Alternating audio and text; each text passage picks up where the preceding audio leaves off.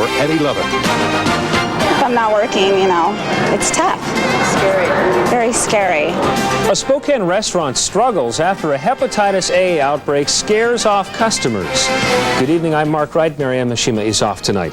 Players and Spectators out in the valley has lost half of its business since 3 workers there came down with hepatitis A. The restaurant's owner is trying to raise the industry standard when it comes to safety. But in the meantime, it is tough going for restaurant workers. Total News 4's Deborah Armstrong has our story. The business has been slow. Waitress Deborah Looper depends on her tips to raise her 4 kids. We work for tips, basically, and when there's no one here, it really affects our lives. Now there are less tips, less hours, less customers. It's really been a difficult thing.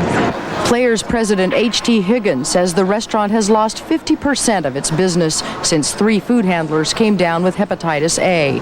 I would not wish this experience upon anybody.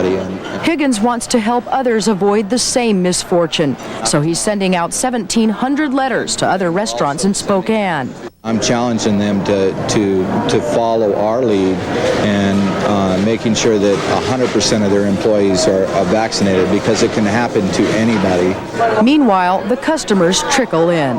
I like the way the people treat you. Gina Meredith says that's reason enough to remain loyal despite the hepatitis scare. It scared me a little bit, but I like the establishment, and I feel that they've probably taken care of the problem. Now the problem is getting more customers to think like Meredith.